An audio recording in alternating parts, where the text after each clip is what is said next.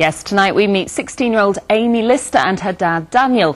Now Amy lives half the time with her mum in Manchester and the other half with Daniel in Glossop. And for the past 2 weeks they've been filming themselves talking about their lives and each other.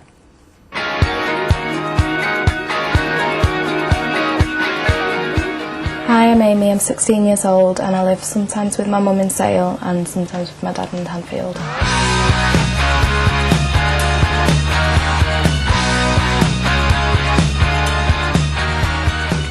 Mornings, early mornings, she's absolutely useless at. Turn it off. Really hates early mornings. Big style hates early mornings. So this is Amy, first thing in the morning, complaining as hell on the way to the bus stop.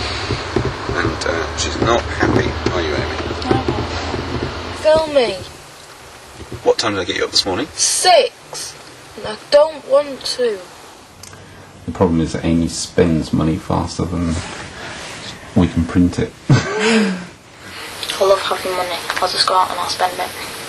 Money, money, money, money. But I did buy some nice things.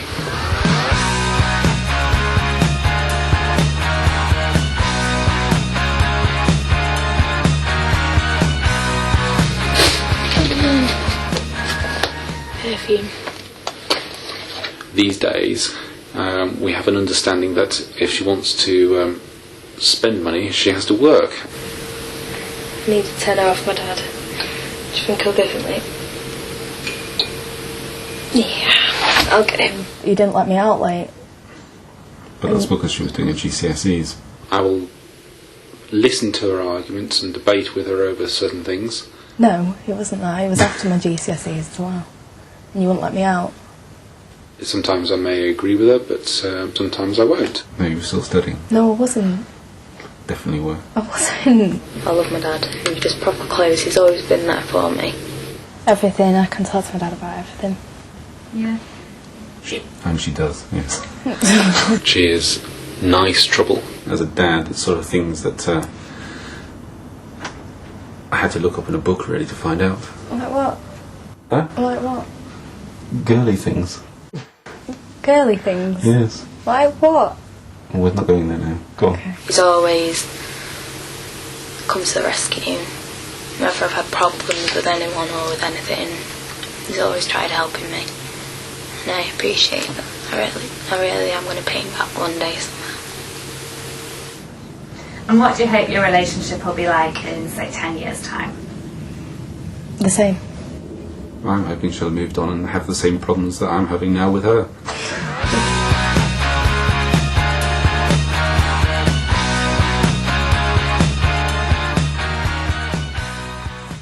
And thanks to Amy and Daniel there. And joining me now is Dr. David Holmes. Now, David, clearly Amy and Daniel get on very well. They've got a really good relationship there. But there were still the odd niggles, like money, staying out late. How do you deal with those and stop them getting out of control? Well, you've got to look at the way they've got it right.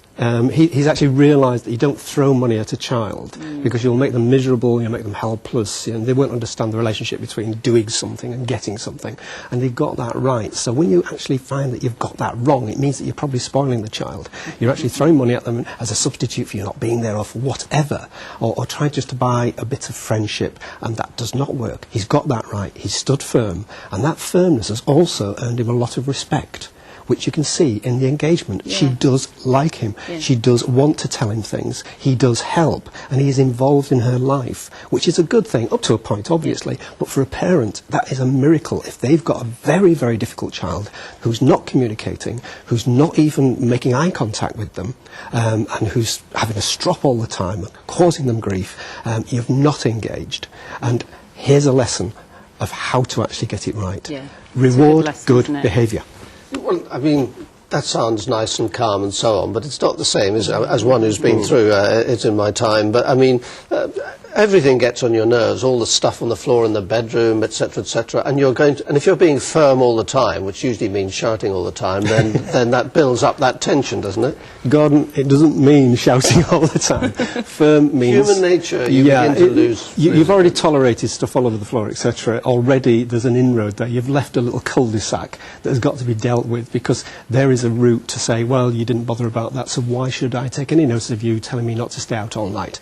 You're building a rod for your own back. Unfortunately, it does begin when they're 5 years old, and you have to drop back a little bit. You've got to realise the plot here is not to try and keep your child happy. It's not to kind of make them a dependent little teddy bear. Your job as a parent is to take that child and make them into an independent, happy, functioning human being. Give us encouragement. If it's really bad at the moment, is there light at the end of the tunnel? There is light at the end of the tunnel. What you don't do is focus on all that bad behaviour because you're probably surrounded by it. Look for some good behaviour. Deliver your reward and your attention there. Concentrate and on the good pull behaviour. that out from this horrible morass that you've created. Again, about Can't wait. David, thank you very much.